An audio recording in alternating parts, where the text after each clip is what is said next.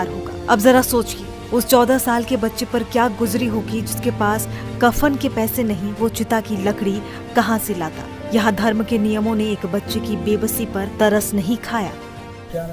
राजगीर पोटली मोहल्ला। तबीयत खराब था। किसका? मेरे पापा का।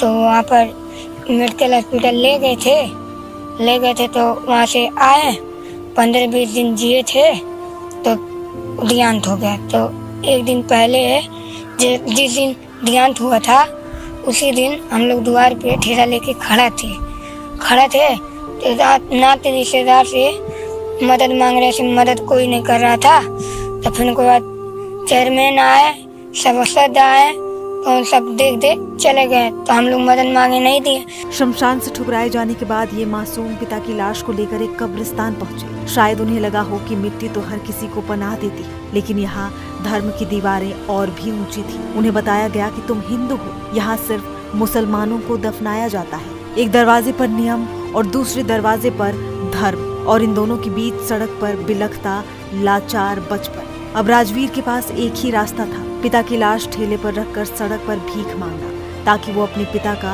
अंतिम संस्कार कर सके। राहगीर आते जाते रहे, किसी को लगा ये भीख मांगने का नया तरीका है, तो किसी ने इसे फिल्मी कहानी समझकर नजरअंदाज कर दिया।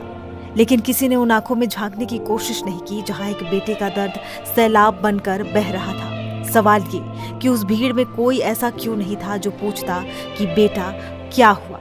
और फिर जब अपनों ने, समाज ने और एक ही धर्म के लोगों ने मुंह फेर लिया, तब इंसानियत दो फरिश्तों के रूप में सामने आई। राशिद और वारिश कुरैशी, दो मुस्लिम युवक जिन्होंने ठेले पर रखी लाश और रोते हुए बच्चों को देखा। उन्होंने ये नहीं पूछा कि तुम हिंदू हो या मुसलमान, उन्होंने सिर्फ एक बच्चे का दर्द देखा और एक बाप की लाश का अपमान। वो आगे आए, लकड़ी का इंतजाम किया और एक बेटे की तरह उन सभी रीतियों को निभाया जो राजवीर अकेला नहीं कर सकता था।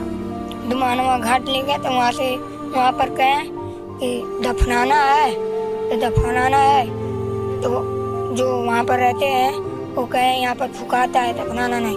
तो वहाँ से कहें मुसलमान का जो दफनाने वाला है वहाँ पर ले जाओ, वहाँ पर गाड़ना है। तो वहाँ पर हम लोग गए तो वहाँ से सब लोग भगाए तब आए छपोमा चौकी पे खड़ा हुए 4 घंटा खड़े थे।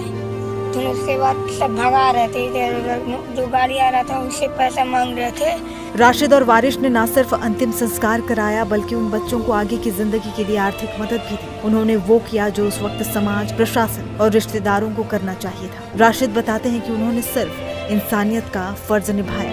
मैं वहाँ पहुँचा तो लोगों ने बताया, उनके परिवार वालों ने, जो बच्चे थे सब, कि 2 दिन हो गया कोई मदद नहीं कर रहा है और हम लोग देखिए कुदार लाए हैं दफन करने के लिए और इसको गाड़ने के लिए। तो वहाँ पे जो दुमानवा घाट के गौतम भैया हैं हमारे, वो बेचारे कहने लगे कि यहीं दफन करवा दो। तो ये लोग कहने लगे अच्छा भी दफन करा दिया जाएगा, पहले देख लिया जाए लकड़ी की कहीं व्यवस्था हो जाती है। थक मान के हार के ये लास्ट में दफन करने के लिए एग्री भी हो गए। तो इधर उधर भटका दफन भी नहीं लोगों ने करने दिया। इसके बाद जो है मैंने सारी व्यवस्थाएं करा करके, जो भी रीति रिवाज धार्मिक हिसाब से होती हैं उस हिसाब से हमने लकड़ी और तमाम चीज़ें करा करके मैंने रात्रि 11-12 बजे तक वहाँ रह करके सब कराया।